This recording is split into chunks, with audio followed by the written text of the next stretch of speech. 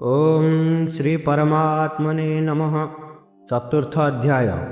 वर्तमान आपण जो कर्मयोगर कामनार नाश पाई प्रेरणा देले ସେହି कर्मयोगर परंपरा कौन? भगवान कहले यही अविनाशी जोग को मु सर्वप्रथमे सूर्य को कही पुणी सूर्य तांको पुत्र मनु को एवं मनु तांको पुत्र इक्ष्वाकु को कही हे परंतप यही परंपरा क्रमे प्रचलित यही जोग को राजर्षि माने जानिथिले किंतु बहुकाल बीती जाइथिबा हेतु यही जोग मर्त्यलोकरे लुप्तप्राय होइगला। तुमे मोर भक्त एवं किय सखा होइथिबारु ସେହି पुरातन जोग पुनश्च आज मु तुमको कहली ताहा उत्कृष्ट रहस्यर विषय अटे। अर्जुन कहिले परंतु भगवान जो सूर्य को आपण उपदेश देइथिले से तो बहुत पूर्वर उत्पन्न होइछन्ति किंतु आपणक जन्म तो एबे होई अछि। तेणु मु किपरि जानिबि जे आपण ही सृष्टिर प्रारंभ रे सूर्य को उपदेश देइथिले?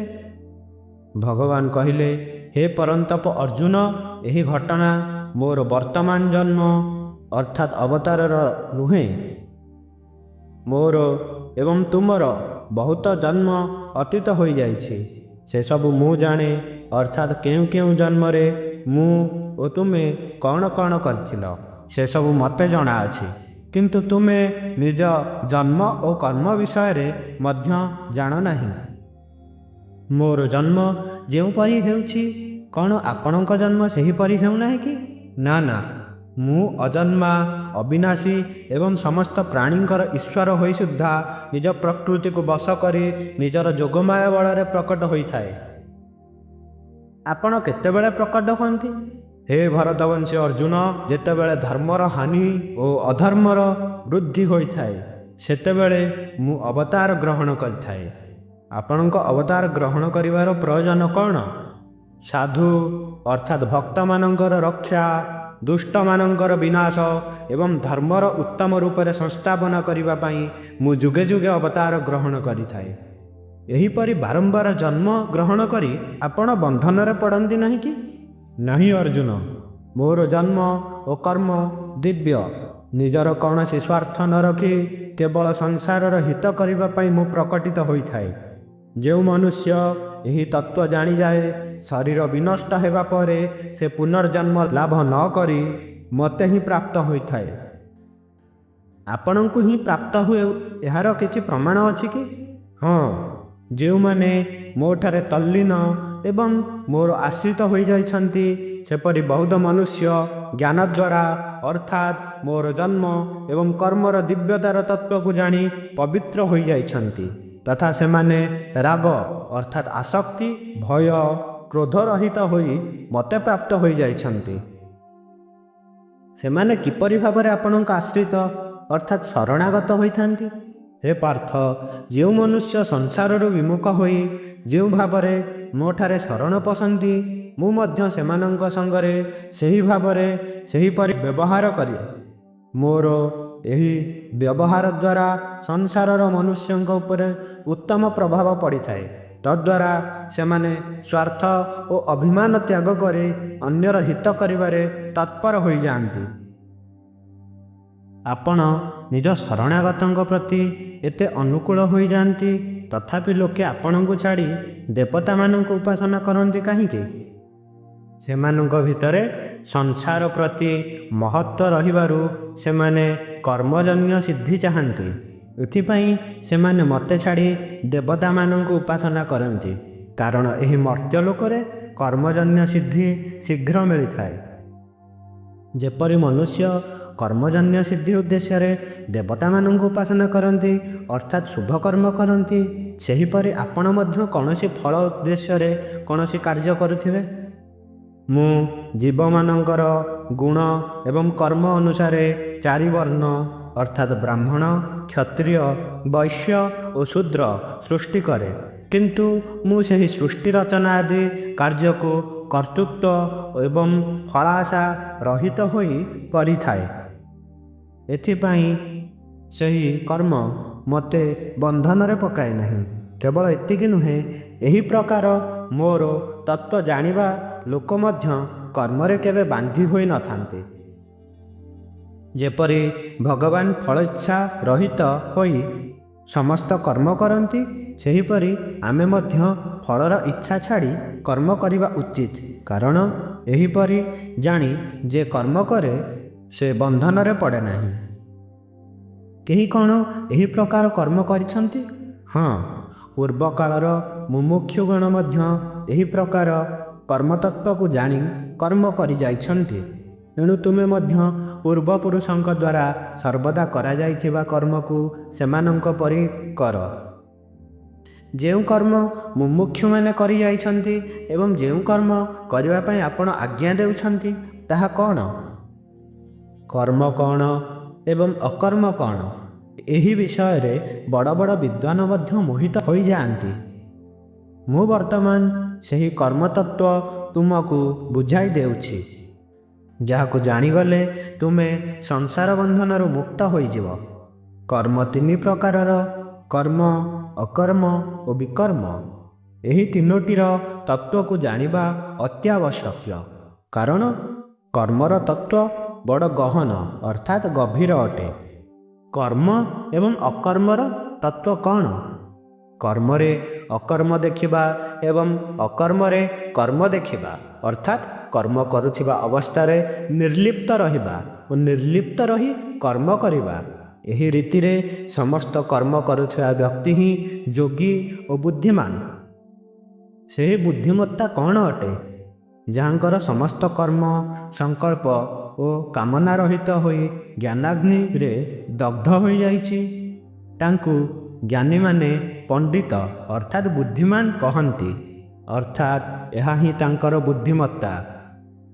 ଏହିପରି ପୁରୁଷର ସ୍ଥିତି କ'ଣ ହୋଇଥାଏ? ସେ କର୍ମଫଳ ତଥା କର୍ମର ଆସକ୍ତିରୁ ଓ ତାହାର ଆଶ୍ରୟରୁ ମୁକ୍ତ ହୋଇଥାଏ ଏବଂ ସଦା ତୃପ୍ତ ରହିଥାଏ। ତେଣୁ ସେ ସବୁକିଛି କରି ମଧ୍ୟ ବାସ୍ତବରେ କିଛି କରିନଥାଏ। ଯଦି କୌଣସି ସାଧକ ନିବୃତ୍ତିପରାୟଣ ହୋଇଥାନ୍ତି, ତାହା ହେଲେ କ'ଣ ହୁଏ? ଶରୀର ଏବଂ ଅନ୍ତଃକରଣକୁ ସଂଯତ କରିଥିବା ଓ ସବୁ ପ୍ରକାର ସଂଗ୍ରହକୁ ତ୍ୟାଗ କରିଥିବା ବ୍ୟକ୍ତି ଓ ସାଂସାରିକ ଆଶାରହିତ ସାଧକ କେବଳ ଶାରୀରିକ କର୍ମ କରିଦେଲେ ମଧ୍ୟ ବନ୍ଧନରେ ପଡ଼ନ୍ତି ନାହିଁ। କିନ୍ତୁ କୌଣସି ସାଧକ ପ୍ରବୃତ୍ତିପରାୟଣ ହୋଇଥିଲେ କ'ଣ ହୁଏ? ସେ ଯେଉଁ ପରିସ୍ଥିତି ଆସିଲେ ମଧ୍ୟ ସନ୍ତୁଷ୍ଟ ରହିଥାନ୍ତି, ଈର୍ଷା ଓ ଦ୍ୱନ୍ଦ୍ୱରହିତ ହୋଇଥାନ୍ତି ଏବଂ ସିଦ୍ଧି ଅସିଦ୍ଧିରେ ସମଭାବରେ ରହି କର୍ମ କରି ମଧ୍ୟ ବନ୍ଧନରେ ପଡ଼ନ୍ତି ନାହିଁ। କେବଳ ଏତିକି ନୁହେଁ ଯେ ଆସକ୍ତି ରହିତ ଏବଂ ସ୍ୱାଧୀନ ହୋଇଥାଏ ଏବଂ ଯାହାର ଲକ୍ଷ୍ୟ କେବଳ ପରମାତ୍ମାଙ୍କୁ ପ୍ରାପ୍ତ କରିବା ଅଟେ, କେବଳ ଯଜ୍ଞ ପାଇଁ କର୍ମ କରୁଥିବା ସେପରି ସାଧକର ସମସ୍ତ କର୍ମ ବିଲୀନ ଅର୍ଥାତ୍ ଅକର୍ମ ହୋଇଯାଏ। ସେହି ଯଜ୍ଞ କେତେ ପ୍ରକାରର ଭଗବାନ? ଯେଉଁଥିରେ ସମ୍ପୂର୍ଣ୍ଣ କରଣ, ଉପକରଣ, ସାମଗ୍ରୀ, କ୍ରିୟା, କର୍ତ୍ତା ଆଦି ବ୍ରହ୍ମସ୍ୱରୂପ ହୋଇଯାଆନ୍ତି, ତାହା ବ୍ରହ୍ମଯଜ୍ଞ ଅଟେ। ଯେଉଁଥିରେ ସବୁ ପଦାର୍ଥ, କ୍ରିୟା ପ୍ରଭୃତି ମୋତେ ଅର୍ପିତ ହୁଏ, ତାହା ଭଗବଦ ଅର୍ପଣ ରୂପ ଯଜ୍ଞ ଅଟେ। ଯେଉଁଥିରେ ସାଧକ ନିଜେ ନିଜକୁ ବ୍ରହ୍ମରେ ଏକ କରିଦିଏ, ତାହା ଅଭିନ୍ନତା ରୂପକ ଯଜ୍ଞ ଅଟେ। ନିଜର ସମସ୍ତ ଇନ୍ଦ୍ରିୟଙ୍କୁ ସଂଯମ କରିବା, ସେମାନଙ୍କୁ ସେମାନଙ୍କ ବିଷୟରୁ ହଟାଇ ନେବା ହେଉଛି ସଂଯମ ରୂପକ ଯଜ୍ଞ। ରାଗଦ୍ୱେଷ ରହିତ ଇନ୍ଦ୍ରିୟ ଦ୍ୱାରା ବିଷୟ ସେବନ କରିବାର ନାମ ବିଷୟ ହବନ ରୂପ ଯଜ୍ଞ। ପ୍ରାଣ, ଇନ୍ଦ୍ରିୟ ଓ ମନର କ୍ରିୟା ସମୂହକୁ ରୁଦ୍ଧ କରି ବୁଦ୍ଧିର ଜାଗୃତି ଅବସ୍ଥାରେ ନିର୍ବିକଳ୍ପ ହୋଇଯିବା ସମାଧି ରୂପ ଯଜ୍ଞ ଅଟେ। ଲୋକଙ୍କର ଉପକାର ପାଇଁ ନିଜର ଧନ ବ୍ୟୟ କରିବା ଦ୍ରବ୍ୟ ଯଜ୍ଞ ଅଟେ। ନିଜର ଧର୍ମ ପାଳନ କରିବାରେ ଯେତେ ପ୍ରତିବନ୍ଧକ ଆସୁନା କାହିଁକି, ତାକୁ ପ୍ରସନ୍ନତାର ସହିତ ସହ୍ୟ କରିବା ତପୋଯଜ୍ଞ ଅଟେ। କାର୍ଯ୍ୟର ସିଦ୍ଧି ବା ଅସିଦ୍ଧିରେ ଓ ଫଳପ୍ରାପ୍ତି ଅଥବା ଅପ୍ରାପ୍ତିରେ ସମଭାବ ପୋଷଣ କରିବା ଯୋଗଯଜ୍ଞ ଅଟେ। ସତ୍ଶାସ୍ତ୍ରର ପଠନ ପାଠନ ତଥା ନାମ ଜପ ଆଦି କରିବା ସ୍ୱାଧ୍ୟାୟ ରୂପ ଜ୍ଞାନଯଜ୍ଞ ଅଟେ। ପୂରକ, କୁମ୍ଭକ ଓ ରେଚକ ପୂର୍ବକ ପ୍ରାଣାୟାମ କରିବା ପ୍ରାଣାୟାମ ରୂପ ଯଜ୍ଞ ଅଟେ। ନିୟମିତ ଆହାର କରି ପ୍ରାଣକୁ ନିଜ ନିଜ ସ୍ଥାନରେ ରୁଦ୍ଧ କରିବା ସ୍ତମ୍ଭବୃତ୍ତି ପ୍ରାଣାୟାମ ରୂପ ଯଜ୍ଞ ଅଟେ। ଏହି ସମସ୍ତ ଯଜ୍ଞ କେବଳ କର୍ମଠାରୁ ସମ୍ବନ୍ଧ ବିଚ୍ଛେଦ କରିବା ନିମନ୍ତେ ଉଦ୍ଦିଷ୍ଟ। ଏ ରହସ୍ୟ ଜାଣି ଯଜ୍ଞ ଅନୁଷ୍ଠାନ କରୁଥିବା ସାଧକର ସମ୍ପୂର୍ଣ୍ଣ ପାପ ନାଶ ହୋଇଯାଏ। ପାପ ନାଶ ହେବା ପରେ କ'ଣ ହୋଇଥାଏ ଭଗବାନ? ହେ କୁରୁବଂଶୀ ଶ୍ରେଷ୍ଠ ଅର୍ଜୁନ, ସେହି ଯଜ୍ଞ କରୁଥିବା ଲୋକମାନଙ୍କୁ ଅମୃତ ସ୍ୱରୂପ ପରମାତ୍ମାଙ୍କ ପ୍ରାପ୍ତି ହୋଇଥାଏ। କିନ୍ତୁ ଯେ ଯଜ୍ଞ କରନ୍ତି ନାହିଁ ତାଙ୍କ ପାଇଁ ଇହଲୋକ ମଧ୍ୟ ଲାଭଦାୟକ ହୋଇନଥାଏ, ପୁଣି ପରଲୋକ କିପରି ଲାଭଦାୟକ ହୋଇପାରିବ? ଏହିପରି ଯଜ୍ଞର ବର୍ଣ୍ଣନା ଆଉ କେଉଁଠାରେ କରାଯାଇଛି? ଏହିଭଳି ମଧ୍ୟ ଆହୁରି ଅନେକ ପ୍ରକାରର ଯଜ୍ଞର ବର୍ଣ୍ଣନା ବେଦରେ ବିସ୍ତାରିତ ଭାବେ କରାଯାଇଛି। ଏହିସବୁ ଯଜ୍ଞକୁ ତୁମେ କର୍ମଜନ୍ୟ ଅର୍ଥାତ୍ କର୍ମ ଦ୍ୱାରା ସମ୍ପନ୍ନ ହୁଏ ବୋଲି ଜାଣ। ଏହିପରି ଜାଣି ଯଜ୍ଞ କରିବା ଦ୍ୱାରା ତୁମେ କର୍ମବନ୍ଧନରୁ ମୁକ୍ତ ହୋଇଯିବ। ଭଗବାନ, ସବୁ ଯଜ୍ଞ ମଧ୍ୟରୁ ଶ୍ରେଷ୍ଠ ଯଜ୍ଞ କେଉଁଟି? ହେ ପରନ୍ତପ, ଏହିସବୁ କର୍ମଜନ୍ୟ ଯଜ୍ଞ ମଧ୍ୟରୁ ଜ୍ଞାନଯଜ୍ଞ ଶ୍ରେଷ୍ଠ ଅଟେ। କାରଣ ଜ୍ଞାନଯଜ୍ଞରେ ସମ୍ପୂର୍ଣ୍ଣ କର୍ମ ଏବଂ ପଦାର୍ଥ ସମାପ୍ତ ହୋଇଯାଏ। ସେହି ଜ୍ଞାନ କିପରି ପ୍ରାପ୍ତ କରିବା? ସେହି ଜ୍ଞାନ ଲାଭ କରିବା ପାଇଁ ତୁମେ ଜ୍ଞାନୀ ତତ୍ତ୍ୱଦର୍ଶୀ ମହାପୁରୁଷଙ୍କ ନିକଟକୁ ଯାଅ। ସେମାନଙ୍କ ଚରଣରେ ଦଣ୍ଡବତ ପ୍ରଣାମ କର, ସେମାନଙ୍କ ସେବା କର ଏବଂ ସେମାନଙ୍କୁ ପ୍ରଶ୍ନ କରି ଆଦରପୂର୍ବକ ତତ୍ତ୍ୱର ଜିଜ୍ଞାସା ବ୍ୟକ୍ତ କର। ତେବେ ଯାଇ ସେମାନେ ତୁମକୁ ଜ୍ଞାନ ଉପଦେଶ ଦେବେ। ସେମାନଙ୍କ ଦ୍ୱାରା ପ୍ରଦତ୍ତ ଜ୍ଞାନରେ କ'ଣ ହେବ? ହେ ଅର୍ଜୁନ, ସେହି ଜ୍ଞାନ ପ୍ରାପ୍ତ ହେବା ପରେ ତୁମେ ଆଉ କଦାପି ମୋହଗ୍ରସ୍ତ ହେବ ନାହିଁ, ତଥା ସେହି ଜ୍ଞାନ ଦ୍ୱାରା ତୁମେ ସମସ୍ତ ପ୍ରାଣୀଙ୍କୁ ପ୍ରଥମେ ନିଜ ଭିତରେ ଅର୍ଥାତ୍ ଆତ୍ମାରେ ଏବଂ ପୁଣି ମୋ ଠାରେ ଦେଖିବାକୁ ପାଇବ, ଅର୍ଥାତ୍ ସମସ୍ତ ଜଗତ ଏକ ପରମାତ୍ମା ତତ୍ତ୍ୱ ବୋଲି ଅନୁଭବ କରିବ। ଏହି ଜ୍ଞାନର ଆଉ କ'ଣ ମହିମା ଅଛି? ହଁ ଅଛି। ତୁମେ ଯଦି ସବୁ ପାପୀମାନଙ୍କ ଠାରୁ ମଧ୍ୟ ଅତ୍ୟଧିକ ପାପୀ ହୋଇଥାଅ, ତଥାପି ତୁମେ ଜ୍ଞାନରୂପୀ ନୌକା ଦ୍ୱାରା ନିଃସନ୍ଦେହରେ ସମସ୍ତ ପାପରୁ ଉଦ୍ଧାର ପାଇଯିବ। ଯେପରି ନୌକାରେ ସମୁଦ୍ର ପାରି ହେବା ପରେ ମଧ୍ୟ ସମୁଦ୍ର ରହିଯାଇଥାଏ, ସେହିପରି ପାପରୁ ଉତ୍ତୀର୍ଣ୍ଣ ହୋଇଗଲେ ସୁଦ୍ଧା ପାପ ରହିବ ନାହିଁ କି? ନା ଅର୍ଜୁନ, ଯେପରି ପ୍ରଜ୍ୱଳିତ ଅଗ୍ନି କାଷ୍ଠ ସମୂହକୁ ସମ୍ପୂର୍ଣ୍ଣ ଧ୍ୱଂସ କରିଦେଇଥାଏ, ସେହିପରି ଜ୍ଞାନରୂପୀ ଅଗ୍ନି ସମସ୍ତ କର୍ମ ଅର୍ଥାତ୍ ପାପକୁ ଧ୍ୱଂସ କରିଦେଇଥାଏ। ଏଣୁ ଏହି ମର୍ତ୍ତ୍ୟଲୋକରେ ଜ୍ଞାନ ସମାନ ପବିତ୍ର କିଛି ନାହିଁ। କର୍ମଯୋଗ ଦ୍ୱାରା ସିଦ୍ଧ ହୋଇଥିବା ମନୁଷ୍ୟ ଏହି ଜ୍ଞାନକୁ ସ୍ୱୟଂ ନିଜେ ନିଜ ମଧ୍ୟରେ ପାଇଯାଏ। ଯେଉଁ ଜ୍ଞାନ କର୍ମଯୋଗ ଦ୍ୱାରା ସିଦ୍ଧ ହୋଇଥିବା ମନୁଷ୍ୟକୁ ଆପେ ଆପେ ପ୍ରାପ୍ତ ହୋଇଯାଏ, ତାହା ଅନ୍ୟ ସାଧକମାନଙ୍କୁ କିପରି ପ୍ରାପ୍ତ ହୋଇଥାଏ? ଇନ୍ଦ୍ରିୟମାନଙ୍କୁ ବଶ କରିଥିବା ସାଧନାପରାୟଣ ଓ ଶ୍ରଦ୍ଧାବାନ ସାଧକଙ୍କୁ ସେହି ଜ୍ଞାନ ପ୍ରାପ୍ତ ହୋଇଯାଏ ଏବଂ ଜ୍ଞାନ ପ୍ରାପ୍ତ ହୋଇ ସେମାନେ ଶୀଘ୍ରାତିଶୀଘ୍ର ପରମ ଶାନ୍ତିକୁ ପ୍ରାପ୍ତ ହୋଇଯାଆନ୍ତି। ଏହି ଜ୍ଞାନ ପ୍ରାପ୍ତିରେ ମୁଖ୍ୟ ବାଧା କ'ଣ? ଯେ ନିଜେ ତ ଜାଣେ ନାହିଁ ଏବଂ ଅନ୍ୟ ପ୍ରତି ଶ୍ରଦ୍ଧା ମଧ୍ୟ କରେ ନାହିଁ, ଅନ୍ୟ ବ୍ୟକ୍ତିର କଥା ମାନେ ନାହିଁ, ଯାହାର ମନରେ ସଂଶୟ ଭରି ରହିଥାଏ, ସେପରି ମନୁଷ୍ୟର ପତନ ହୋଇଯାଏ। ସେପରି ସଂଶୟୀ ମନୁଷ୍ୟକୁ ଇହଲୋକରେ କିମ୍ବା ପରଲୋକରେ କେଉଁଠି ବି ସୁଖ ମିଳିନଥାଏ। ସଂଶୟ ନାଶ ହେବା ପରେ କ'ଣ ହୋଇଥାଏ?